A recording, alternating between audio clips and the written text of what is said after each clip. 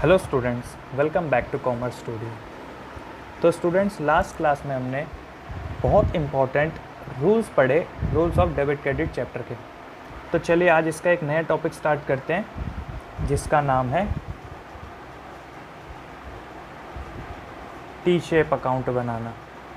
बच्चों, हमने रूल्स सारे सीख लिए कि किस रूल्स पे क्या डेबिट होना है और क्या रूल से क्या चीज़ क्रेडिट करनी है।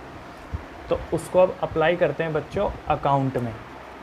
ठीक है, तो चलिए इसके ऊपर मैं एक क्वेश्चन कराता हूँ आपको। हम करेंगे बच्चों इलस्ट्रेशन नंबर 7। ठीक है, चलिए साथ में पढ़ते हैं। लिखा है, open a T shape account for furniture and right the following transactions on the proper side. हमको कुछ ट्रांजेक्शन्स गिवन है, उसके लिए उसने बोला एक टी शेप अकाउंट बनाओ आप फर्नीचर का और ये सारी चीज़ें वहाँ पोस्टिंग करो इनकी। तो चलिए मैं आपको सिखाता हूँ कैसे हम टी शेप अकाउंट बना सकते हैं। इलस्ट्रेशन 7।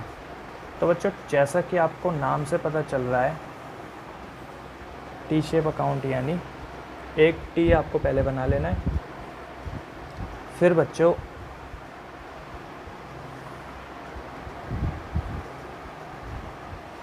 ये अकाउंट का फॉर्मेट होता है इसका। इस तरफ आपको क्रेडिट लिखना पड़ता है, इस तरफ आपको डेबिट लिखना पड़ता है। यहाँ पर्टिकुलर्स आते हैं हमारी, यहाँ पर आती हैं रुपीस। इस तरफ भी पर्टिकुलर्स और रुपीस। तो ये बच्चों मैंने एक अकाउंट तैयार कर लिया। अब क्योंकि क्वेश्चन में जो जो ट्रांजैक्शंस थी उसको मुझे इसके अंदर पोस्ट करना है, तो चलिए आप ये क्वेश्चन नोट डाउन कर लो बच्चों, अगर आपके पास बुक नहीं है तो फिर हम इसको पोस्ट करते हैं। तो फर्स्ट पॉइंट है बच्चों, फर्नीचर परचेज 50,000। अच्छा बच्चों, ध्यान से समझो, अगर मैं एक फर्नीचर परचेज करता हूँ, सबसे पहले जो भी आप ये अकाउंट बना रहे हो ऊपर नाम होना चाहिए। तो मैं ये बना रहा हूँ फर्नीचर अकाउंट। तो आपको ऊपर फर्नीचर अकाउंट लिखना पड़ेगा। इसके बाद आपको ये ध्यान देना है कि ये अकाउंट है क्या, या जिस चीज़ का मैं अकाउंट बना रहा हूँ ये है क्या चीज़। जैसा इस केस में ये एक एसेट है, तो एसेट में मैंने आपको बताया था बच्चों, अगर एसेट इंक्रीज़ होगा तो आपको डेबिट लिखना है और अगर एसेट डिक्रीज़ होगा तो आपको क्रेडिट लिखना है। लास्ट क्लास में मैंने ये रूल समझाया था आपको। तो अब देखते हैं इस रूल से हम ये पूरा का पूरा फर्नीचर अकाउंट या एसेट अकाउंट पूरा का पूरा क्रिएट करेंगे। बस आपको ये ध्यान रखना है, अगर हमारा फर्नीचर किसी भी रीज़न से बढ़ता है तो उसको हम डेबिट साइड लिख देंगे। ये बच्चे इसका डेबिट पोर्शन है और ये इसका क्रेडिट पोर्शन।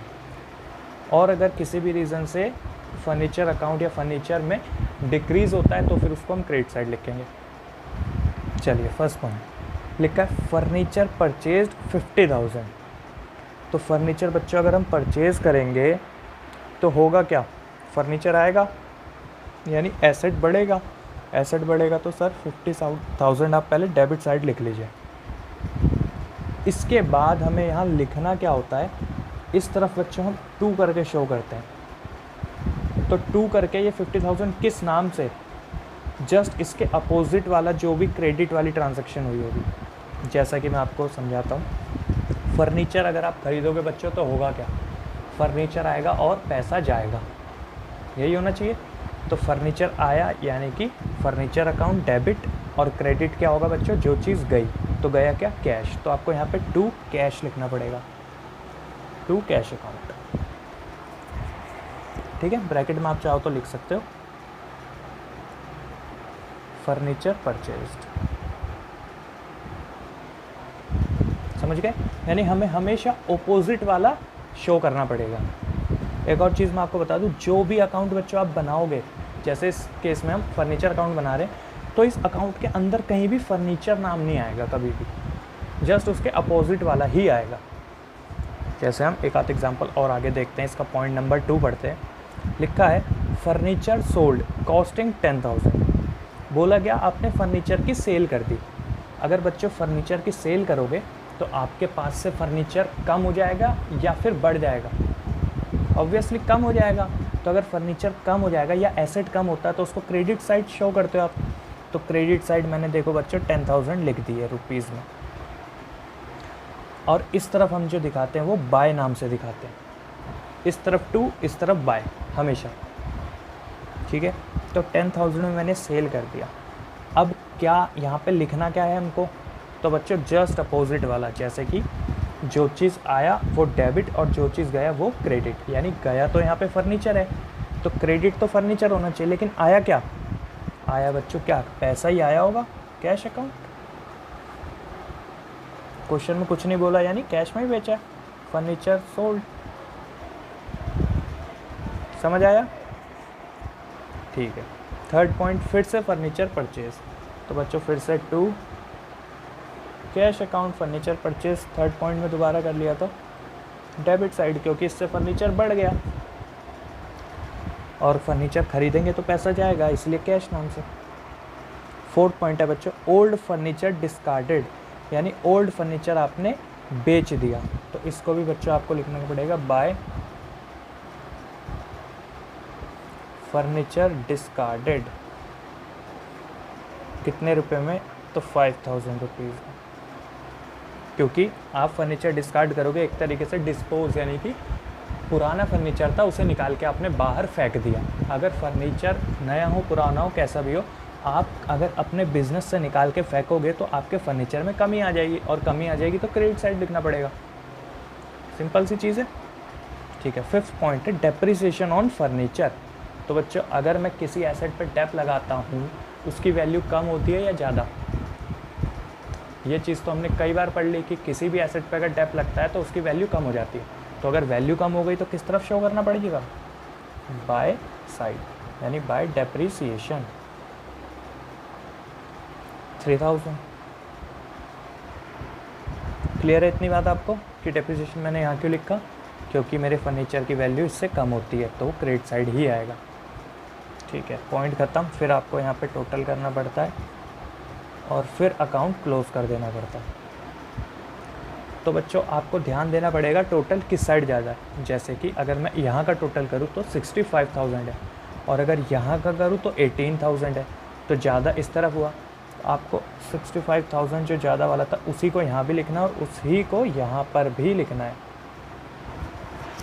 ठीक है, हो सकता था यहाँ ज़्यादा होता तो फिर वो मैं जो यहाँ का टोटल था वो यहाँ पे भी लिखता और यहाँ पे भी लिखता। मतलब कहने का ये है डेबिट या क्रेडिट इनमें से जिस भी साइड का टोटल ज़्यादा है आपको इन दो कॉलम में वही लिखना है, और जिस तरफ कम है जैसे इस केस में इस तरफ कम है तो यहाँ पे आपको लिखना पड़ेगा बाय बैलेंस CD। तो कितना बैलेंस CD आएगा बच्चों? बैलेंस CD हम निकालते हैं टोटल में से ये सारी चीज़ें लेस करके। तो 65,000 में से 10,000 माइनस करोगे, 5,000 माइनस करोगे और 3,000 माइनस करोगे, तो आपका आंसर आ जाएगा 47,000। ठीक है बच्चों, तो ये था इसका T shape account illustration 7। Easy था, बस आपको क्या की पॉइंट्स अपने माइंड में रखने हमेशा क्वेश्चन को करते टाइम कि जब भी आप टी शेप अकाउंट बनाओ तो आपको ध्यान देना है मैं कौन सा टी शेप बना रहा हूँ। जैसे इस केस में मेरे लिए फर्नीचर एसेट था, फिर एसेट था तो आपको एसेट वाला रूल याद रखना है कि एसेट अगर इंक्रीज़ होगा तो डेबिट और डिक्रीज़ होगा तो क्रेडिट। इंक्रीज़ डिक्रीज़ आपको समझ आ गया। उसके बाद ये जो नाम मैं बच्चों यहाँ पे लिख रहा हूँ, ये जो ट्रांजैक्शन लिख रहा हूँ, ये जस्ट अपोजिट वाला होता है। यानी अगर मैंने कोई चीज़ खरीदी तो मेरे पास से क्या गया, और अगर मैंने कोई चीज़ बेची तो मेरे पास क्या आया। कभी कभी ऐसा होगा बच्चों आप खरीदोगे और कुछ जाएगा नहीं। कहने का मतलब है मैं फर्नीचर ख़रीद के ले आऊँगा लेकिन उसको पैसे पे नहीं करके आऊँगा, यानी बाद में पे करूँगा, तो फिर उस केस में उस बंदे का नाम आ जाता है यहाँ पर। ठीक है, ठीक है, तो आपको समझ आ गया होगा ये। चलिए आप इसे अब नोट डाउन कर सकते हैं। ठीक है, तो आपने नोट डाउन कर लिया होगा। चलिए हम बढ़ते हैं नेक्स्ट क्वेश्चन पे।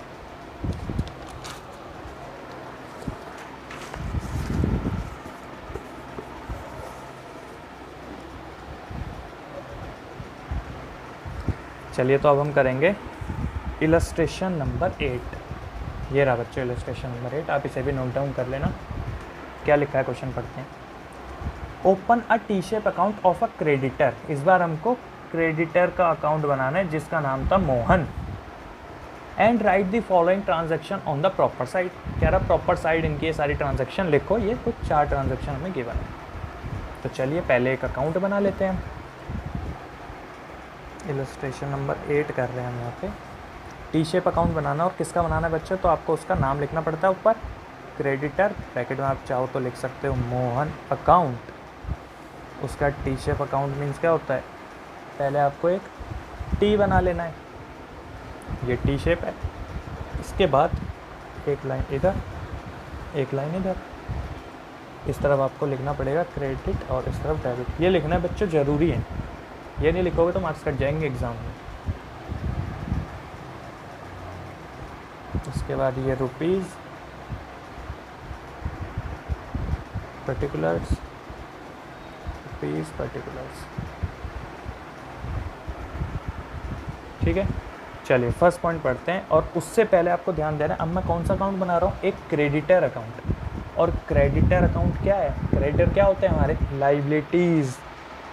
तो लाइबिलिटीज़ अगर बढ़ती हैं तो क्रेडिट होती है, और अगर लाइबिलिटीज़ कम होती हैं तो डेबिट होती है। ये मैंने आपको रूल लिखवाया हुआ है, आप चेक करना, लास्ट क्लास का रूल नंबर 2 होगा बच्चों ये, कि अगर लाइबिलिटीज़ बढ़ेंगी तो आपको क्रेडिट करनी है, और अगर लाइबिलिटीज़ कम होगी तो आपको डेबिट करनी है, ठीक है। तो चलिए पढ़ते हैं। फर्स्ट पॉइंट लिखा है purchase goods from Mohan on credit, यानी हमने मोहन से गुड्स खरीद लिए उधारी पे। अगर मैं मोहन से बच्चों गुड्स खरीदता हूँ उधारी पे, तो मोहन हमारा जो क्रेडिटर है अब वो और ज़्यादा अमाउंट का क्रेडिटर हो जाएगा हमारे लिए।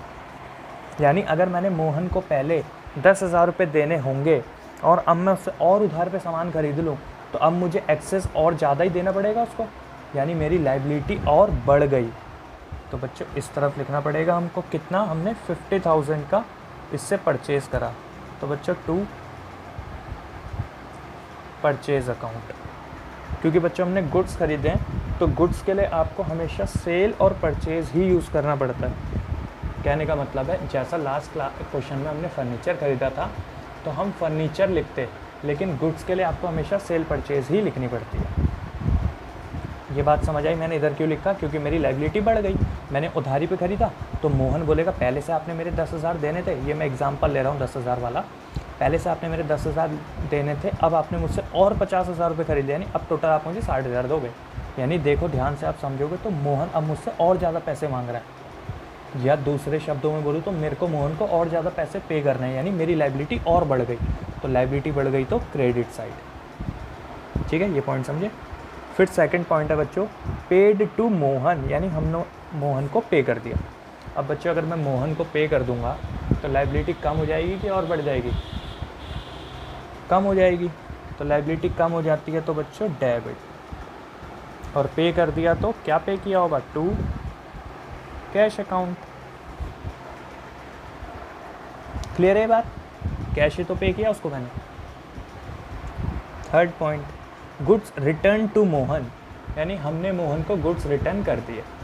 चलिए इसके लिए मैं आपको एक एग्जांपल से समझाता हूँ। ये था बच्चों मोहन,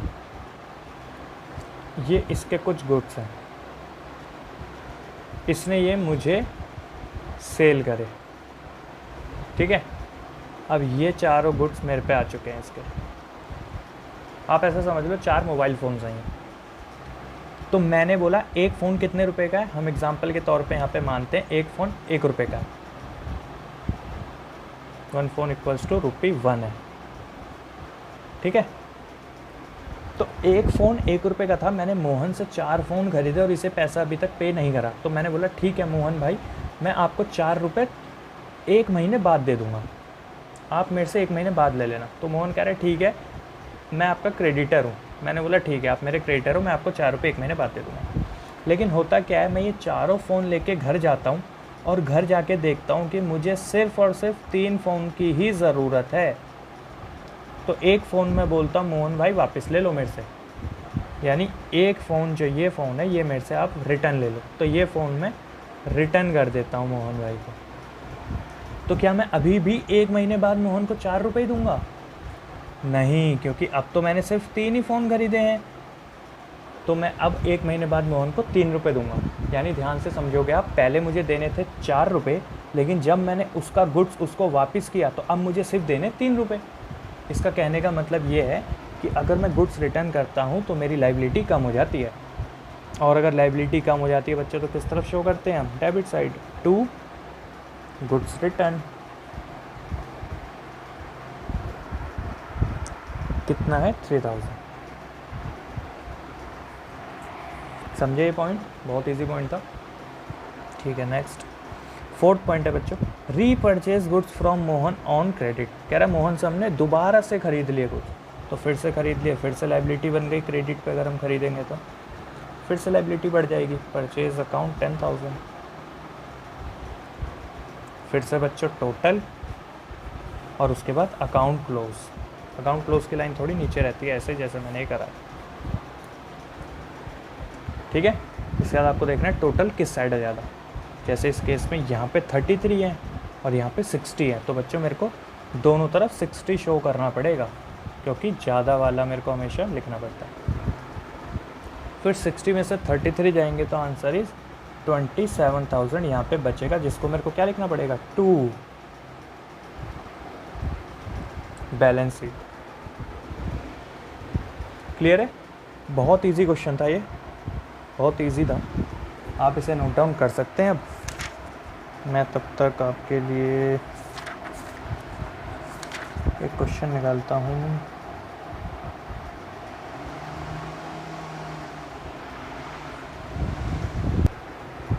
ठीक है, तो आपने नोट डाउन कर लिया होगा ये। चलिए हम करते हैं एक और बढ़िया सा क्वेश्चन।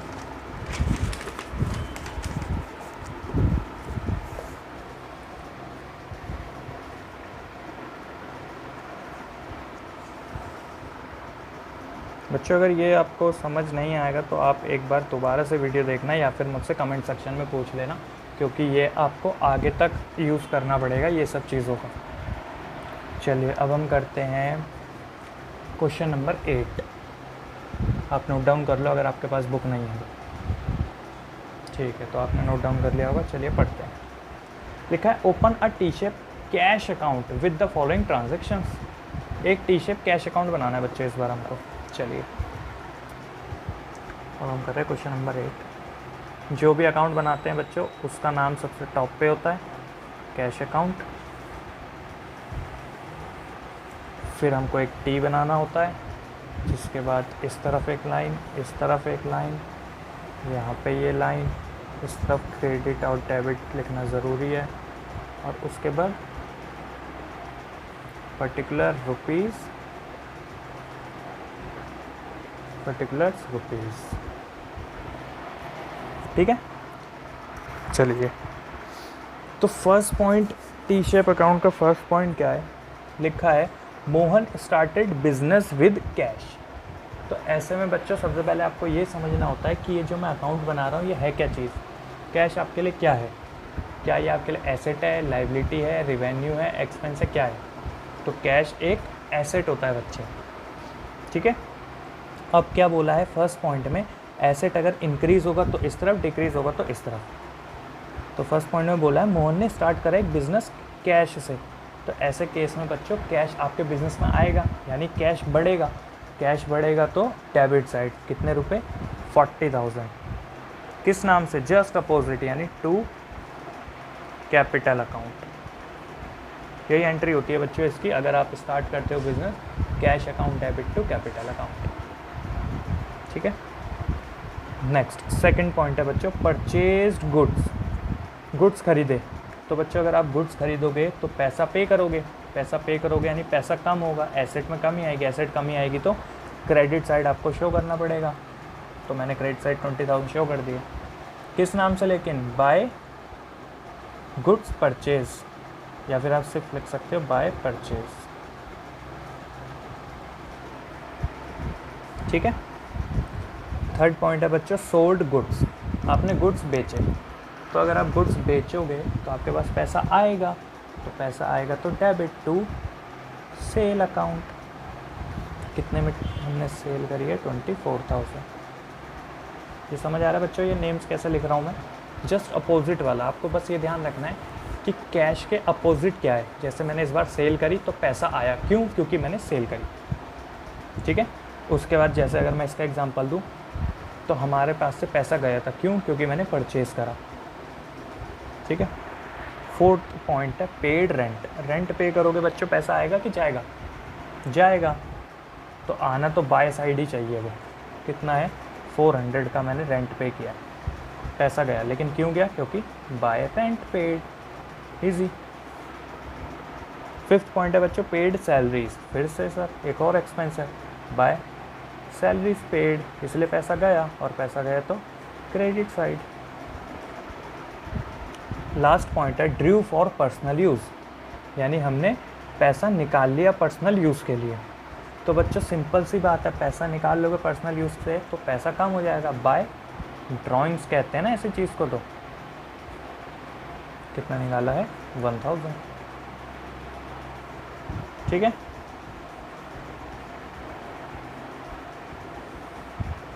ये भी ख़त्म। फिर अब टोटल देखेंगे तो इस तरफ का टोटल 22 हो रहा है, जबकि यहाँ पे 64,000 है।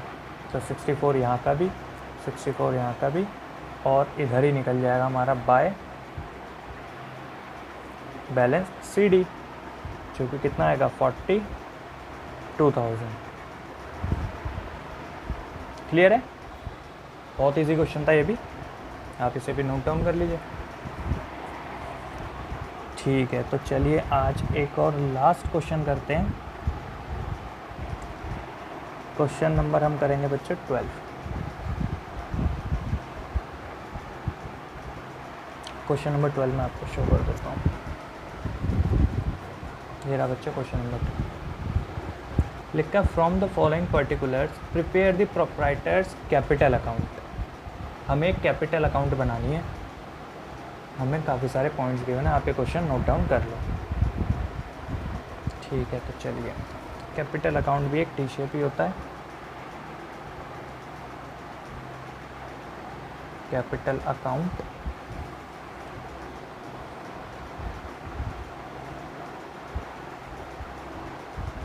क्रेडिट डेबिट पर्टिकुलर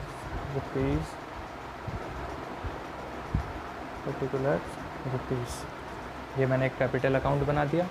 अब फर्स्ट पॉइंट क्या कह रहा है?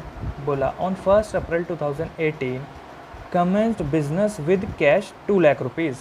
बच्चों मैंने कैपिटल का आपको रूल लिखवाया था, मैंने बोला था कैपिटल का रूल क्या होता है कि कैपिटल अगर बढ़े तो आपको क्रेडिट करना है, और अगर कैपिटल कम हो तो आपको डेबिट करना है। आप अपने 1-2 पेजेस पीछे जाके चेक कर सकते हो, लास्ट क्लास में मैंने ये रूल्स लिखवाए थे। तो बच्चों अगर मैं बिज़नेस में कैपिटल लगाता हूँ तो इससे कैपिटल बढ़ेगी कि कम होगी?